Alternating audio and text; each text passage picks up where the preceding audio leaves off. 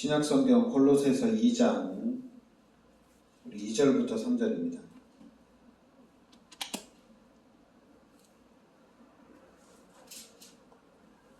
골로새서 2장 우리 2절부터 3절까지 같이 우리 합독하겠습니다. 이는 그들로 마음의 위안을 받고 사랑 안에서 연합하여 확실한 이해의 모든 풍성함과 하나님의 비밀인 그리스도를 깨닫게 하려 함이니 그 안에는 지혜와 지식의 모든 보화가 감추어져 있느니라. 아멘. 네, 하나님의 비밀인 그리스도를 깨닫게 하려 함이니 그리스도를 깨달으라.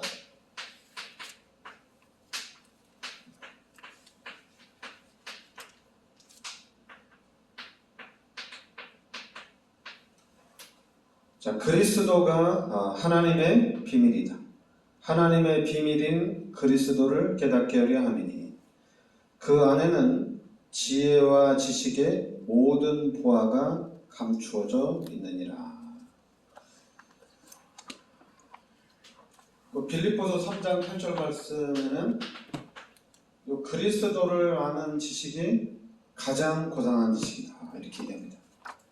그리스도가 바로 우리한테는 최고의 지식이다 이렇게 얘기하죠. 그리고 오늘 골로새서 2장 3절 말씀에는 그리스도 안에 모든 지혜와 지식과 모든 보화가 감추어져 있느니라. 그러니까 그리스도 안에 지혜와 지식과 보화가 감추어져 있다 이렇게 됩니다. 그러니까 그리스도가 최고의 지식이고 그리스도 안에 모든 지혜와 지식과 보화가 감추어져 있다. 그래서 그리스도 하나님의 비밀이는 그리스도를 깨달으라 이렇게 됩니다. 그러니까 그리스도를 우리가 깨닫는데 이 그리스도가 하나님의 비밀이다 이렇게 얘기합니다. 2절에 보면 이는 그들로 마음의 위안을 받고 사랑 안에서 연합하여 확실한 이의 모든 풍성함과 이렇게 나오죠.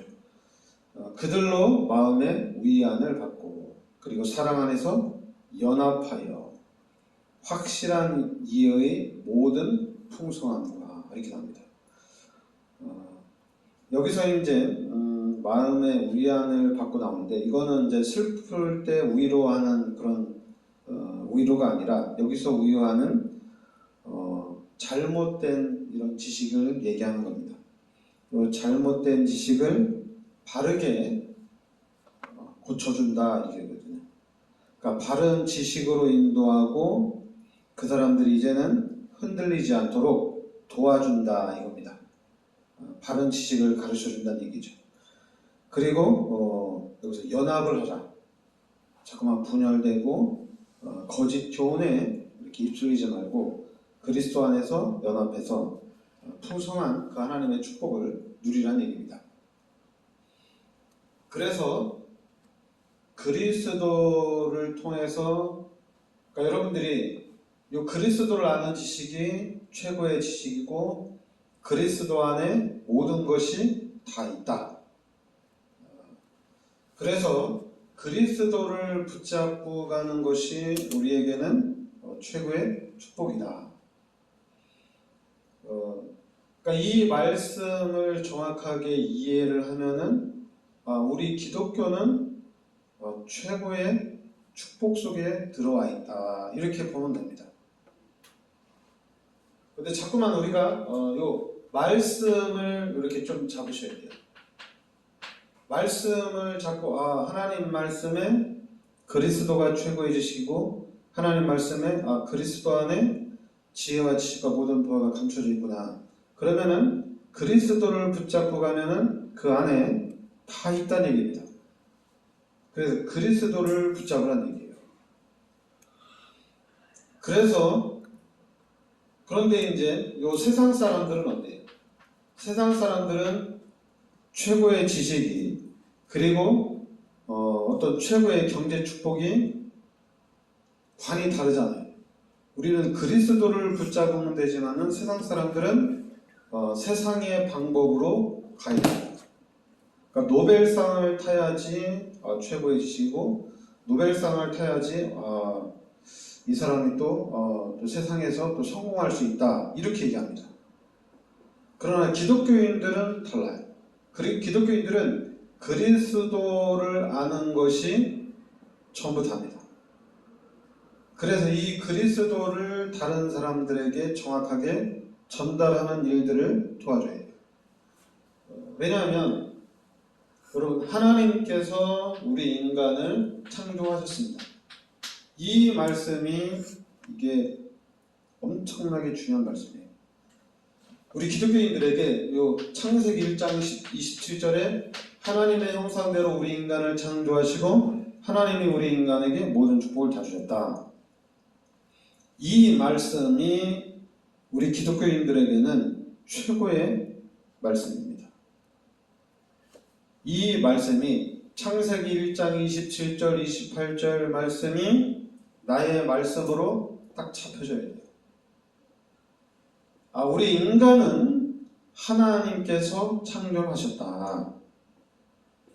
이 사실을 알면은 우리의 인생이 180도로 바뀌어지는 거예요. 근데 이 말씀을 모르면은 우리 인간이 하나님 앞에 죄를 짓고 하나님이 떠난 요 불신자의 삶, 요 불신자의 상태를 가진 이 삶을 살아간다는 얘기입니다. 그러나 우리는 구원받은 하나님의 자녀잖아요. 그래, 구원받은 하나님의 자녀가 하나님의 자녀로서의 축복을 받으려면은 하나님이 하나님의 형상대로 우리 인간을 창조했다는 얘기입니다. 이게 이제 원래의 인간이에요. 그런데 이 죄로 인해서 하나님 떠나면서 문제가 시작이 된 겁니다. 그리고 이제는 요한복음 8장 44절에 신분이 마귀의 자녀로 바뀌어서 요 마귀에게 종로로 타는 삶을 살고 있다는 얘기입니다. 그리고 로마서 3장 23절에 모든 사람이 죄 가운데 빠져서 죄인으로서의 삶을 살아가고 있다는 얘기예요.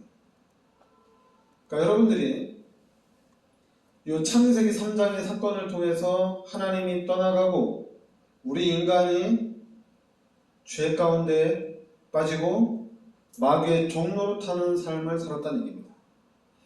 그러면 이 상태에서 우리 인간이 빠져나올 수 있느냐? 빠져나올 수가 없어요. 인간의 방법으로는, 이 땅에 있는 방법으로는 여기서 못 빠져나온다는 얘기입니다. 그래서 하나님이 창세기 3장 15절에 그리스도를 이 땅에 보내주셨다는 얘기입니다. 그래서 우리가 이 그리스도 예수를 믿음으로 빠져나오는 겁니다.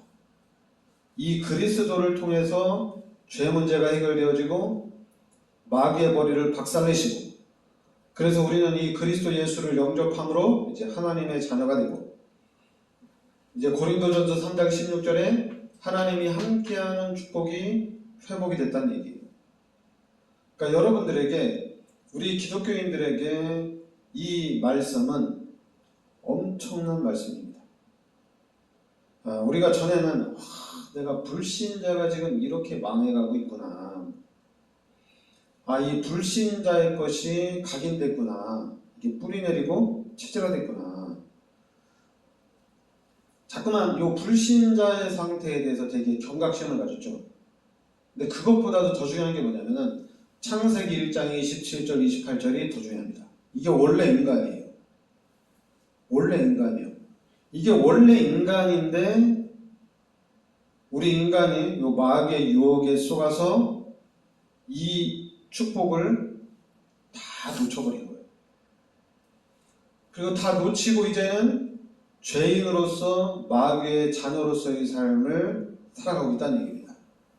이 상태에 있는 인간을 하나님이 구원하시기 위해서 요한복음 3장 16절에 독생자 예수님을 이 땅에 보내주셨다는 얘기예요. 하나님이 세상을 이처럼 사랑하사 독생자를 주셨으니 이는 저를 믿는 자마다 멸망치 않고 영생을 얻게 하려 하심이라. 바로 예수님을 이 땅에 보내주셔서 죄 가운데 빠진 우리 인간을 구원해 주셨다는 얘기입니다. 그러니까 여러분들이 지금 이 상태에서 구원을 받은 거예요. 그러니까 이 사실을 알면은 이제 우리 인생이 완전히 바뀌는 거거든요. 그래서 구원받은 하나님의 자녀로서의 삶이 완전히 바뀌어지는 건데, 근데 희한하게 이게 잘 안 바뀌어요. 이 불신자 때 각인되고 뿌리내리고 체질화된 것이 예수 믿음과 동시에 완전히 바뀌어야 되는데 이게 안 바뀐다는 얘기예요. 그리고 자꾸만 우리가 어떤 얘기를 하냐면은 구원받은 하나님의 자녀로서 치유가 되어야 된다. 치유를 계속 얘기해요. 치유. 그럼 치유가 되느냐? 치유 안 되죠. 근데 왜 그러냐면은 그러니까 처음부터 여러분들이 시작해야 돼요. 그러니까 여러분들이 원래 인간은 하나님이 창조를 하셨다는 얘기입니다. 이 말씀이 여러분에게 딱 잡히셔야 돼요.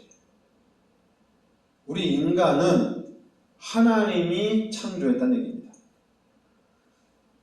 원숭이가 변해서 사람이 된 것이 아니라 어떤 진화의 과정을 거쳐서 사람이 된 게 아니라 네안데르탈인, 호모 에쿠스 이렇게 변화를 통해서 진화를 통해서 사람이 된 게 아니라 원래 인간은 하나님이 자기 형상대로 하나님의 모습대로 우리 인간을 하나님이 직접 손으로 만드셨다는 얘기예요.